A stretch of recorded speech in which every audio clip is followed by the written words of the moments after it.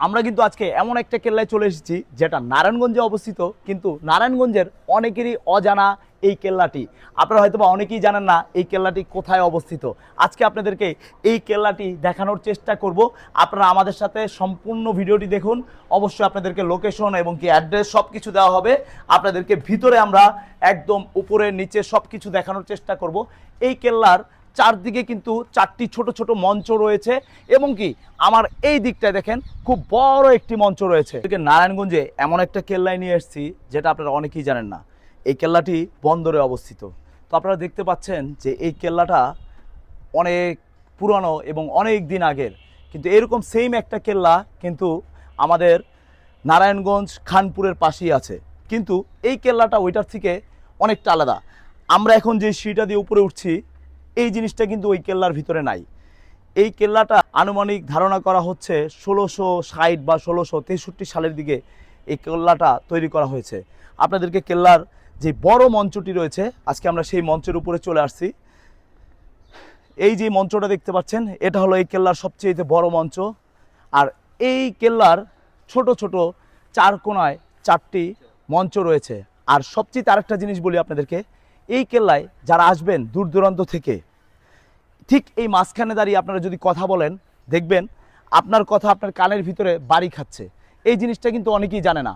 আপনারা যারা আসবেন নারায়ণগঞ্জ থেকে এই জায়গায় এসে জোরে কথা বলবেন, দেখবেন যে আপনি কথা বলছেন আপনার কথা আপনার কানের ভিতরে ডাবল লাগবে। এই জিনিসটা আপনাদেরকে কেউ বলে নাই। এই যে এই কেল্লাটা আপনারা দেখতে পাচ্ছেন এটা কিন্তু অনেক পুরানো একটা কেল্লা, যেটা ধারণা করা হয়েছে যে 1660 সালের দিকে করা হয়েছে। কিন্তু সবচেয়ে আশ্চর্য লেগেছে আমার কাছে এই কেল্লা এসে যে মাঝখানে দাঁড়িয়ে আপনি যদি জোরে কথা বলেন চারদিক কিন্তু খোলামেলা, কিন্তু তারপরেও আপনার কানের ভিতরে আপনার কথা আবার ডাবল বাড়ি খাবে। অনেকে ধারণা করছে যে এই কেল্লার মাঝখানে অনেক আগে একটা সুড়ঙ্গ ছিল, যেই সুড়ঙ্গ দিয়ে এইখান থেকে যেই নবীগঞ্জ ঘাটের দিকে নারায়ণগঞ্জ ওই পারে যে কেল্লাটি আছে ওই কেল্লায় যাওয়ার জন্য ওই সুড়ঙ্গটি ছিল, এরকম অনেকে ধারণা। এটা আমাদেরও জানা নাই। কিন্তু আপনারা যে দেখতে পাচ্ছেন যে কেল্লাটা অনেক পুরানো, অনেক মানে প্রায় 200-300 বছর আগের এই কেল্লা করা। কিন্তু অনেকেই এই কেল্লার নাম জানেন না। এই কেল্লাটি কোথায় অবস্থিত অনেকেরই অজানা।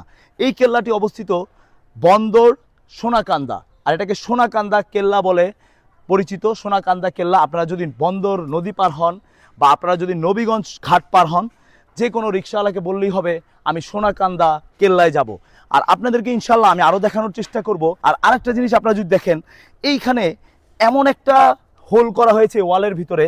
হোলটা হলো নিচের দিকে, মানে নিচে যদি শত্রুপক্ষ থাকে তাকে ঘায়েল করার জন্য এখান থেকে এই হোলটা ওই সময় ব্রিটিশ আমলেরও আগে যে বুদ্ধি দেখতে পাচ্ছেন যে মেধা লাগিয়ে এই কেল্লাটা করেছে। আপনারা যদি এই সুড়ঙ্গটা দেখেন, এই যে এই সুড়ঙ্গটা কোথায়, হ্যাঁ এই যে নিচের যে সুড়ঙ্গটা দেখাও, এই সুড়ঙ্গটা কিন্তু বেঁকা। দেখেন এটা কিন্তু সোজা নাই, এটা কিন্তু বেঁকা। এই সুড়ঙ্গটা বেঁকা কারণ শত্রুপক্ষকে এই হোল দিয়ে দেখে যাতে ঘায়েল করা যায় ঠিক কোনাকুনি অবস্থায়। তো আপনারা কিন্তু দেখতে পাচ্ছেন যে কেল্লাটার একদম অন্যরকম একটা পরিবেশ, অন্যরকম সৌন্দর্য। আর এই জায়গার আবহাওয়াটা কিন্তু অন্যরকম, একদম নির্জন নিরিবিলি বলতে পারেন। আশেপাশে বাড়িঘর আছে কিন্তু হইচই নাই। এখানের প্রকৃতি অন্যরকম ধরনের। শহরে যে জ্যামজট রয়েছে এই জায়গাটা কিন্তু এরকম জ্যামজট নাই। আপনারা দেখতে পাচ্ছেন দূরেই কিন্তু মেইন রাস্তা, কিন্তু এখানে বড় কোনো গাড়ি চলাফেরা করে না। আপনারা যারা এই কেল্লা আসতে চান আপনাদেরকে নদী পার হতে হবে নারায়ণগঞ্জ বন্দর ঘাট থেকে অথবা নবীগঞ্জ ঘাট থেকে। যে কোনো রিক্সাওয়ালাকে বলবেন সোনাকান্দা কেল্লায় যাব, তাহলে কিন্তু আপনাদেরকে নিয়ে আসবে এই কেল্লাটায়। প্রিয় বন্ধুরা, আমরা এখন কেল্লার দাঁড়িয়ে আছি একটি কোণায়। এই কোণা দিয়ে আপনারা যদি যান, যে চার কোণায় যে চারটি মঞ্চ, ওই আরও প্রাচীন আমলে করা এই মঞ্চগুলো আপনারা দেখতে পাচ্ছেন। যে ভিতরে যে মঞ্চটা, আমার মনে হয় এখানে সেনাপতিরা থাকতো সেই আগের আমলে, ব্রিটিশ পিরিয়ডের সময় আমার মনে হয়, আমার জানা নেই। তবে আমি আপনাদেরকে দেখানোর চেষ্টা করেছি যে কেল্লার যে সৌন্দর্যটা আসলে আগের মতো নাই। তো এই ভিডিওটি আপনারা বেশি বেশি অবশ্যই শেয়ার করে দিবেন। বাংলাদেশ সরকারের কাছে আমার আকুল আবেদন থাকবে যে বাংলাদেশে যতগুলা এরকম প্রাচীন কেল্লা রয়েছে আপনারা একটু যদি নজর দেন কেল্লাগুলোর দিকে, তাহলে কিন্তু এইগুলা ঘোরার জন্য একটি পর্যটক কেন্দ্র হিসাবে হবে। ফ্যামিলি নিয়ে, বাচ্চাদেরকে নিয়ে সবাই কিন্তু ঘুরতে আসতে পারবে। তো ভিডিওটা অবশ্যই আপনারা একটু বেশি বেশি করে শেয়ার করবেন, যাতে আমাদের শুধু নারায়ণগঞ্জ না, ঢাকার আশেপাশে এরকম প্রাচীন যত কেল্লা আছে, প্রাচীন বাড়ি আছে, সরকার যদি চায়, সরকার যদি একটু দৃষ্টি আকর্ষণ করে, তাহলে কিন্তু আমাদের এই কেল্লা বলেন, পুরানো আমলের, মোগল আমলের বাড়িঘরগুলো বলেন, এইগুলো কিন্তু দেখতে আসবে বিদেশ থেকে, দূর দূরান্ত থেকে মানুষজন। এটাও কিন্তু হয়ে উঠবে আমাদের একটি ঢাকার শহরের ভিতরে পর্যটন কেন্দ্র। তো অবশ্যই আপনারা ভিডিওগুলি বেশি বেশি শেয়ার করবেন।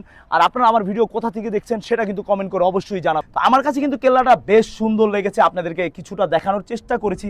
জানি না আপনাদের কাছে কেমন লেগেছে। অবশ্যই ভিডিওতে লাইক কমেন্ট শেয়ার করে আমাদেরকে জানাবেন যে আপনাদের কাছে এই সোনাকান্দার কেল্লাটা কেমন লেগেছে। আর আমাদের নারায়ণগঞ্জ শহরে কিন্তু আরেকটি কেল্লা রয়েছে, সেটা আপনারা অনেকেই জানেন যারা নারায়ণগঞ্জে বাস করেন, কিন্তু এই কেল্লাটার খবর অনেকেরই অজানা।